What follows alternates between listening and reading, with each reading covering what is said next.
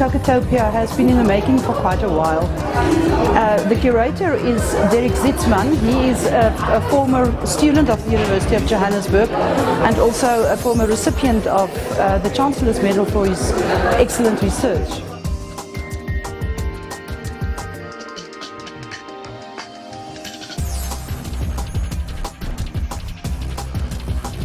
Congratulations to Derek Zitzman and all the artists represented on this provocative exhibition. This was a challenging exhibition to put together. The title, Rethinking Kakotopia, is fairly wide, in fact very wide.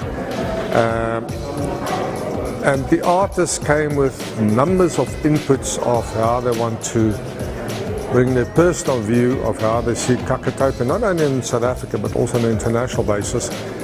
And it varies from some of the artists talking about the land, some of the artists, other artists talking about the political dystopia, Kakotopia particularly, that's existing currently in South Africa. Some other artists moving more to a utopian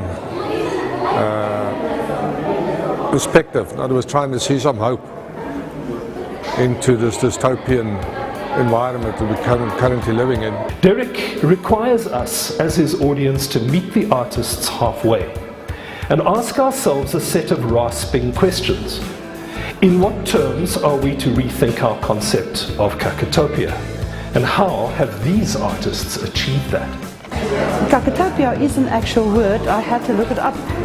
And it comes from the Greek word kakos, which means a disturbing situation, and topos, which means place. So it's a disturbing place that we find ourselves in this world. In South Africa, globally, all over, there is a lot of disturbance and upheavals. This exhibition specifically look at the opposite of utopia, which in the past was known as dystopia. But now we go a bit further and say it is getting worse. It is now in a kakotopic state. The Kakotopia, in my view, is a little bit different to dystopia. Dystopia can be caused by, for example, an earthquake or something like that flattens, say, a particular landscape or a particular city, and then you'll have a dystopian view of that place. Kakotopia, to me, is much more man-made, and particularly from a political point of view.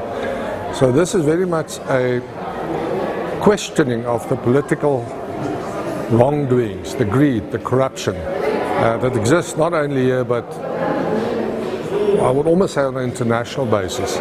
We can look at what's happening in Europe with the migrant crisis as a result of the wars in Syria, and nobody really seems to care that much about to do something to it. In South Africa, we all know the histories here in the Kandla and so on.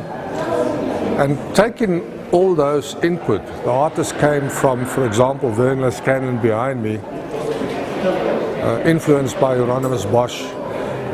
She creates a work of, originally looks, most people would say utopian, but on closer examination, it's a highly dystopian and disturbing work.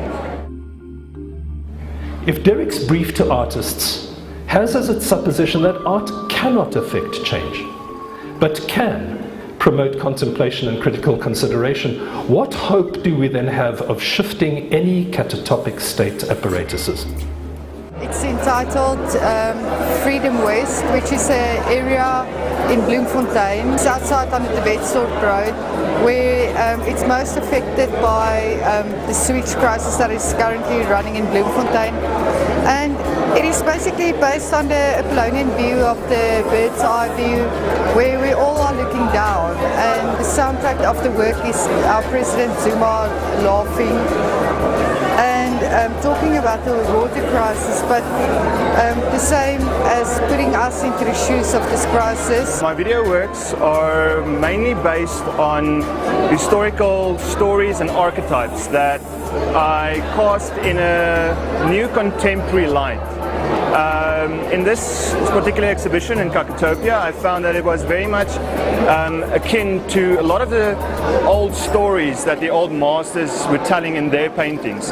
And I tried to capture that same catharsis that they captured in their paintings in a new contemporary medium of video art, with my own little spin on it, kind of reimagining these archetypes through a morphing of figures in these videos. Especially this artwork titled The Leader, Follow the Leader. It's basically an imagery of stereotypes of African leaders, where you look at politics, you look at the context of Africa and politics and leaders, where there's always corruption, there's always this and that, families involved, and at the same time what's happening now in South African politics, and besides our president displaying typical stereotypes of African leaders. Limping buffalo, and for me it fits very well into the theme of Kakotopia, because it's an image that is based on some of the Fees Must Fall campaign events that happened when students were confronted by police with rubber bullets. The woman is actually a student leader who was shot in the back with rubber bullets, and I've introduced the buffalo, which is kind of my symbol for the state. It's a limping buffalo, it's an ineffective buffalo. It looks ferocious, it looks powerful, but it can do not much. My work deals with the structural legacy and heritage that we have in political situations and in structures. So I think I was trying to express the way that what we see as a present or a future is always linked intrinsically to the past and to our own histories and our own legacies, and how our political realities actually overlaps with our personal histories. This is a video of mine called Remember Dismember, and I thought it would be appropriate for Derek Zitzman's show because